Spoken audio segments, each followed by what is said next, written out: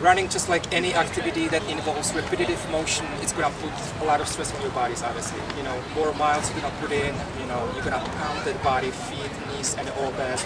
The chances are that that your muscles become tight, stiff, you know, it's gonna decrease flexibility and range of motion of your joints. Your muscles become what we call hypertonic, less flexible, it's ischemic, you know, it means that you're not getting as much oxygen and blood going through your muscles. So, you know, they become more restrained and more sore. By incorporating massage into your training, such as sports massage, therapeutic massage, deep tissue, shiatsu, there's so many different kinds of massage and bodywork to choose from. You can help yourself to get in shape faster by reducing, you know, soreness, stiffness, and all that. So your recovery time will be much shorter. If you're training, you know, for 5K, 10K, marathon, whatever it is, so it will help you to achieve that goal much faster.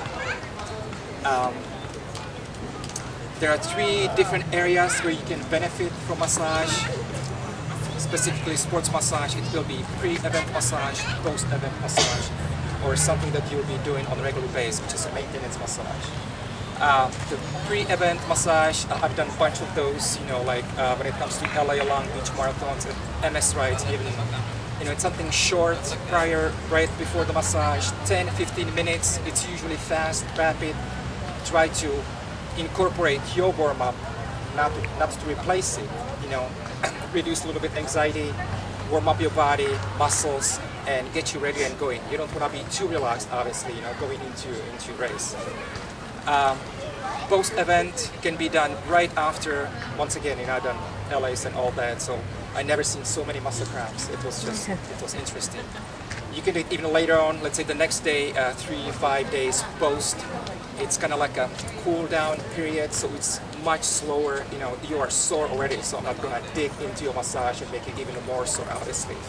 It should help you with redirecting blood flow, you know, because a lot of, you know, blood flow, lactic acid buildup will be in your lower extremities, and you want to bring it back, you know, towards your heart so your body can get rid of it, obviously, so you can recover, you know, stretch all those tight muscles, increase your range of motion and so forth, so you feel better later on, and so forth. The last one, in my opinion, the most important one, is the maintenance massage. It's something that you do on a regular basis, whatever it is, once a week, twice a month, you know, whatever you can and you want, obviously, you know.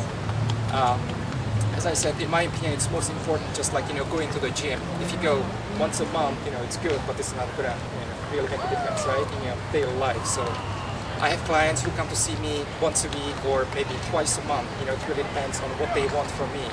Is it just general relaxation? You know, everybody's stressed these days, you know, or are there any specific injuries involved? You know, cervical injuries, shoulder injuries, lower back, knee, whatever it is.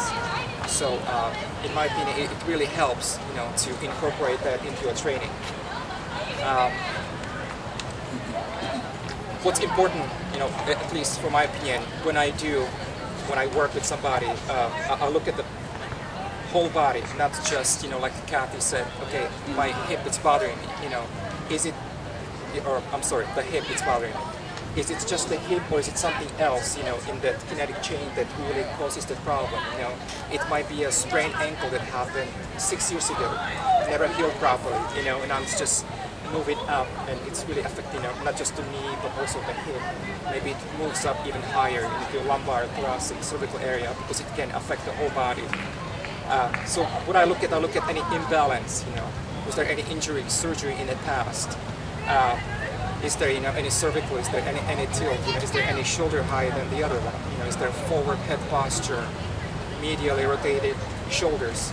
You know, everything will be tight here, everything back here being weak and prone to injuries, trigger points, and so forth. So, what a lot of people do, you know, I might have somebody come in and say, hey, I'm really having pain here, but this person is like this. So instead of starting digging back in the rhomboids, in the interscapulaar muscles, the first thing what I would do, try to open up the person, you know, stretch all these tight muscles, and then step 2, strengthen all these muscles back here. That goes a little more to functional training. That's what we do at Forma, but that's what I would also approach as a massage therapist. So that's that. how it's going to affect the different body parts. I can take it, let's say, from cardiovascular system, just by touching, stimulating your parasympathetic nervous system. It's going to basically calm everything down, relax it, dilate blood vessels. By doing that, it's going to reduce blood pressure and so forth. I'll be stimulating cardiovascular. I'll be also stimulating lymphatic system, so your body can heal faster. By redirecting the blood flow, you're getting more nutrients. Less lactic acid buildup. I can break up the scar tissue that might be restricting your range of motion.